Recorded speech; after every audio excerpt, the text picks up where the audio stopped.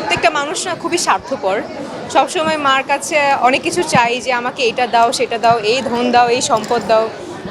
আমি আসলে এইবার একটা জিনিস ছোট করে চেয়েছি যে আমার মা যেহেতু নেই, গতবার তো আমি কোনো পূজা মণ্ডপেও যাইনি কিংবা সেরকমভাবে সেলিব্রেটও করিনি। তো এবার যেহেতু করছি, 1 বছর 2 বছর হতে যাচ্ছে আমার মায়ের মৃত্যুবার্ষিকী। মায়ের কাছে এটাই চেয়েছি, আমার মা মানে আমার যে গর্ভধারিণী মা যে মারা গেছেন, সে যেন ভালো থাকে, যেখানেই থাকে ভালো থাকে। এবং মাকে আরেকটা জিনিস বলেছি, তুমি যেন ভালো থাকো। কারণ আমরা সবাই আসলে চেয়ে বেড়াই, তো মাকে একটু জিজ্ঞেস করি না যে মা তুমি কেমন আছো। সো এটা আসলে তো মার কাছ থেকে সবসময় চাই। শুধুমাত্র পুজো চলছে যে কিংবা পূজা উৎসব দেখে আমি চাইবো তা না। আমি সবসময় মার কাছে এটাই চাই যে শান্তিপূর্ণ পরিবেশে যেন আমরা থাকতে পারি এবং বসবাস করতে পারি। এটাই সবসময় মায়ের কাছে চাওয়া।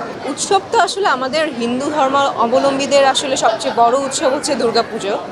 তো দুর্গাপুজো সবসময় আমার ভালো লাগে, প্রতি বছরই ভালো লাগে এবং প্রতি বছর বনানী পুজো মণ্ডপে যাই, তারপর অনেক পুজো মণ্ডপে আমার যাওয়া হয়। আগের ছোটোবেলায় তো বাড়িতেই উৎসবটা আসলে হতো, বাট বাড়িতে এখন যেহেতু ব্যস্ততার কারণে যাওয়া হয় না, সো বিভিন্ন পুজো মণ্ডপে আসলে সেলিব্রেট করা হয় এবং সবসময় ভালো লাগে। ইউনিভার্সাল কার্ডিয়াক হসপিটাল, আপনার হৃদয়ের আরো কাছে। এবার পুজোয় না আসলে দর্শকদের ভালোবাসাই আমার সবসময় পুজোর উপহার হিসেবে আমি গ্রহণ করে থাকি। দর্শকদের যে ভালোবাসা আমি পাই এবং আপনাদের আমি দর্শকদের আমি কিছু উপহার দিতে চাই, বাট এখন আমি কিছু বলবো না। বাট দেখা যাক, সামনে অবশ্যই আপনারা সবাই জানতে পারবেন। পার্থক্য আসলে কিছুই না।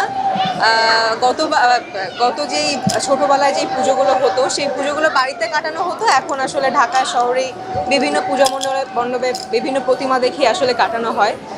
আর এখন সবথেকে বড় চেঞ্জ হচ্ছে আমার মা নেই, একা একাই সব সময় পালন করে এবং আমার সাথে আমার 2 ফ্রেন্ড আছে, সে হচ্ছে কাদরি মাহফুজ এবং রায়ান তারেক। সো তারা আসলে সবসময় আমাকে ঘুরতে নিয়ে যায়।